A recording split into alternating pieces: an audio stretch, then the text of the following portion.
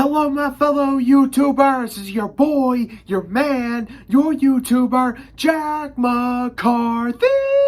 And today I'm going to be reacting to the latest Mr. Nightmare video. This is 3 internet ads with Sinister Backstories. Oh, this ought to be very interesting. My guess is it may be Craigslist related because we have heard a lot of Craigslist ad stories. So I'm going to guess it may be either some or to mostly Craigslist. Maybe all. You never know. But anyway, before I start the video, in the opening screen it says, re-uploading this content to YouTube or any other platform such as TikTok is not allowed and will be removed when found, which will result in the termination of said accounts. If you see this content being uploaded to any other channels or platforms, please inform me by email at mrnightmareinbox@gmail.com. If I see any, I will let you know. But just so you know, Mr. Nightmare, I do not do stuff like that. I react to it. There's a complete difference, and I know you know that. But I promise you, I do not re-upload your videos. I only react to them. Huge difference.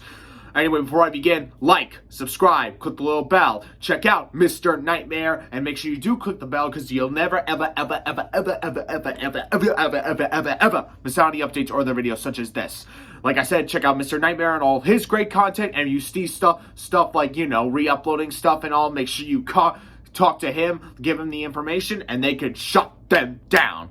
Alright, and stay tuned for more videos like this, and please take a look at my other previous videos because they need viewers, people. And please subscribe to my channel. I am 2 subscribers away from 400. Please do so. Alright, without further ado, let the reaction to 3 internet ads with Sinister Backstories by Mr. Nightmare begin.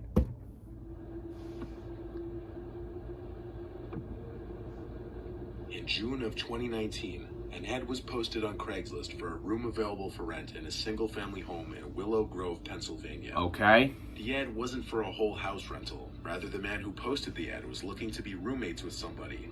They would share the living space, including the kitchen. 35-year-old male. Huh. A little old. 35-year-old male here, looking to rent out one of the empty bedrooms in my 4-bedroom, 1-family house. It's just me living here currently, and I'm looking for a roommate. The other 2 bedrooms are currently being used as storage, but depending on how much space you need, I could consider allowing you to use one of the extra spare bedrooms as storage as well. Nice. The ad then goes on to list all the features inside the house. To Willow Grove Park Mall. It even goes on to note in all capitals that no pets or smokers were allowed, which could lead someone to believe the person behind this listing is a clean, halfway trustworthy person. Perhaps. A few days after this ad was posted, a regular 25-year-old named James came across the listing. Okay. Desperate for a place of his own and to move out of his parents' house. And for $900 a month, he thought it could be a good deal, depending on the homeowner, of course. Yeah. James contacted the owner through the number provided on the ad, and they had a 5-minute phone call setting up a time and day for James to view the house. On a Tuesday after work, James stopped by the house, which was exactly how it looked in the ad. The owner was waiting on the front stoop. He introduced himself as Todd. He was at least 40 years old. Todd 40? The ad said 35. Like you do if you were viewing any apartment or house for the first time. The house was a modest size, nothing fancy or anything, but pretty clean, and for the price, it was spacious enough. James noted that there were no wood floors, it was all carpet, even in the living room and bedrooms. After the showing, Todd discussed with James the ground rules, which mostly were normal, but one that stood out to James was the rule of having a sleep time by 12 during the week. Since James works full-time, he didn't see this as much of an inconvenience. Yeah. Just a rather unusual rule to have in a roommate situation. But he chalked it up to Todd also working a 9 to 5 and not wanting to be woken up by noises late at night. Okay, I guess that makes sense. James moved in, which, given that the bedroom was already furnished, it was an easy, quick process. Todd would be in the living room most of the time, watching TV or just reading the paper. He didn't seem to go out much. He would try to talk to James anytime he were in the kitchen making food, which got a little old pretty fast according to James. He says he would often just want to eat in peace, but never had that luxury. Okay. On one work night, James woke up thirsty, so he went to fill up a cup with water down in the kitchen, when he noticed red stains on the carpet leading to the basement. Oh boy. He quietly opened the basement door and found that the red stains led down the carpeted stairs. Oh Todd's shit. voice came from the kitchen, which was lit up by a small nightlight, and Todd was sitting in one of the kitchen chairs. Oh boy, red flags. Don't go down there right now. Todd said the stains in the carpet were wine stains. James didn't ask questions. He just filled his cup with water and went back upstairs. Wine From stains? this moment onward, James wasn't 100% comfortable in the house. No He was now shit. suspicious of his landlord/roommate. One day after work, Todd wasn't home. so James decided to take a look in his bedroom. The door Why? was locked, but was easily unlocked with his fingernail. Inside, James immediately found 2 of his shirts, and strangely his Under Armour water bottle and a basket of clothes. James took his 3 belongings and left the room, then relocked the door with his fingernail. He planned on taking a personal day from work and evacuating the place early the next day without mentioning anything. Good After all, call. there was no lease or security deposit, so he could leave pretty easily. Yeah, he's He pretty... did some packing that night and had a hard time sleeping because his mind was racing. His door creaked open at sometime past midnight. Since he was laying on his back, he simply opened his eyes to see Todd standing at the doorway, the dim light from the hallway nightlight illuminating his face and body in an unsettling way. Possibly not even aware if James was awake or not, Todd said into the room, "I know you went into my room. I told you my room is off limits. From now on, I also don't want you going in the basement. If this happens again, there's gonna be a big problem." He then angrily slammed the door, and James heard him stomping back down the hallway. Bigger red flags, bigger red flags. Then slammed that door as well. James says that Todd sounded drunk when he was saying this, as he was slurring his words and his voice was raspier than usual. James started packing the rest of his things and left first thing in the morning. He blocked Todd's phone number and temporarily moved back into his parents' house. A couple days later, he received a voicemail from some random number that sounded kind of garbled, but a breathing into the phone could be heard. What do you mean? This was what it sounded like.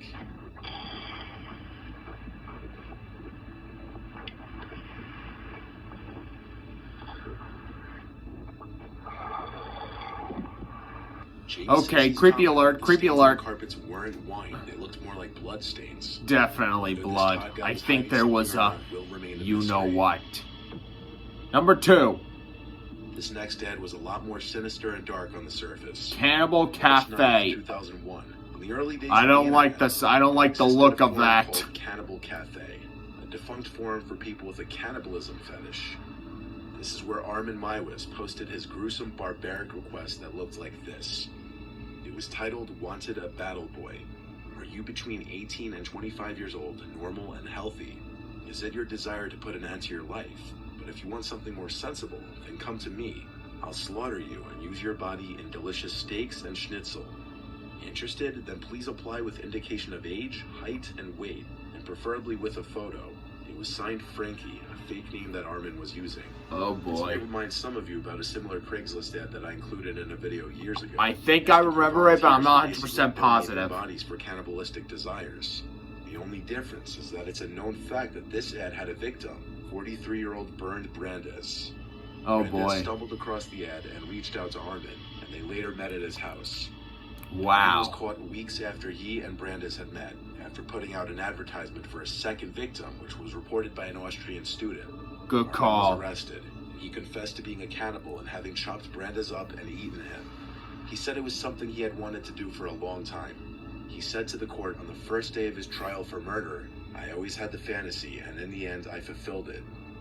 When this went public, everybody who knew Armin was shocked, as he was known as a very polite and likable man. To the family next door, he seemed to be the perfect neighbor. He mowed their lawn, repaired their car, and even invited them around for dinner. Armin had a unique defense in his trial, that his victim actually agreed to be killed and eaten. Though this defense didn't work very well, as he was sentenced to life in prison for the murder of Bernd Brandes. Yeah. Mein Name ist Armin Maiwis. Ich habe einen Mann auf dessen Wunsch hin getötet, geschlachtet und gegessen. However, to the dismay and shock Whoa. of many, Armin is allowed out of prison to go on walks. What? He's given sunglasses and a cap so that he isn't recognized, and he's taken to towns in different federal states for security reasons. Oh where my he walks God. freely with 2 officers accompanying him from behind. And you think that's safe? No way. They always escape. People with ADHD. You all know you get skipped. Studying with this Chrome extension, but no, by all. Nobody cares. Not so shockingly for this third and last one, we're going back to Craigslist. Can't say This that I was the blame ad you. Posted to the child care section in Millersburg, Ohio in July of 2021. It read as follows. Titled, "Infant Care Available, Millersburg Area." The body read, "Responsible child care provider available, with 7+ years of experience caring for infants/toddler-age children. I'm currently not providing care in my own home. I will come to your home. I do not run a daycare. I'm looking for 2 children max that I can provide one-on-one care for. Children must be between the ages of 5 and 9 years old. I do not deal with babies or young toddlers. Flexible schedule available. Weekends and overnights can be arranged. For more information, please contact me. There was a photo of a woman attached that was presumed to be the alleged babysitter. Seems to be a little bit The person who sent okay. this to me didn't want to be named.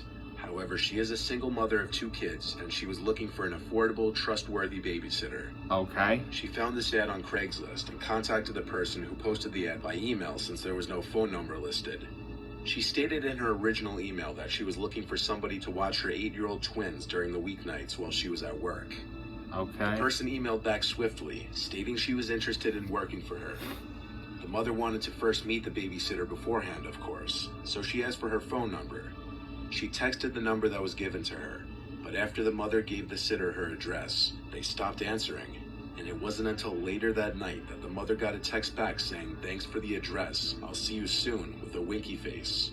Okay, a Instantly, little bit the of mother red tried calling flags. and texting the person, asking what they meant, and then she quickly became defensive when they didn't answer, saying she was calling the police. She then proceeded to block the number and went to the police station. The police weren't of much help though, stating the text wasn't directly a threat, and that she did in fact provide her address for the purpose of meeting. Plus, regardless of what people say, depending on the severity of the situation, the police are rarely willing to just put in the time and resources of tracking a person. The mother left the station feeling as though she had wasted her time. A little It wasn't bit. until a week later that she woke up to 4 missed calls from a random number with an unfamiliar area code, along with texts that said the following: "I didn't mean to scare you. I really want to watch your kids. Please answer my texts. I'm gonna pay a visit later. Please answer." Not knowing what to do and not feeling confident in going back to the police, she texted back, "I'm not interested, thank you. Please leave me alone." She went ahead and blocked this number too. The mother had the kids sleep in her room that night just to be safe. Good call. Around 10 p.m., the doorbell rang. The mother knew it was undoubtedly the person behind that ad who had been harassing her. Yeah. She quickly rushed to turn off her bedroom light, but apparently by that point it was too late. There was a knocking at the window, and a muffled woman's voice on the other side yelling in to open the window. Oh boy. The mother started to cry, "Leave us alone," and her fear was rubbing off on her children, who they themselves started to get scared and cry. The woman at the window started to shout and bang on the window, cursing and yelling until she threw a stone through the glass, causing it to shatter. The woman then disappeared from the window to never be seen again. The mother immediately called the police this time, getting an official police report with evidence of the harassment. The detective came to the mother's house the next day and assured her he would be on the case, using whatever resources the police department had to trace the woman. After giving the phone numbers and link to the removed Craigslist ad, the detective left, and over a month later now, her case is still open, and she has received little updates on it. Okay. That was actually some pretty good scary stories. I mean, let's see. You got the first one that was like a not so normal roommate. You got the second one about a cannibal, and you got the one about a babysitter for hire gone wrong. So, yeah, those were pretty good scary stories. They really had me creeping and crawling and so on, and it really got me a little bit scared. Alright, hope you all enjoyed this video. I know I did. Like, subscribe, click the little bell. Check out Mr. Nightmare. Stay tuned for more videos like this and a whole bunch of others. Jack McCarthy, signing off. El Bye-o-wee.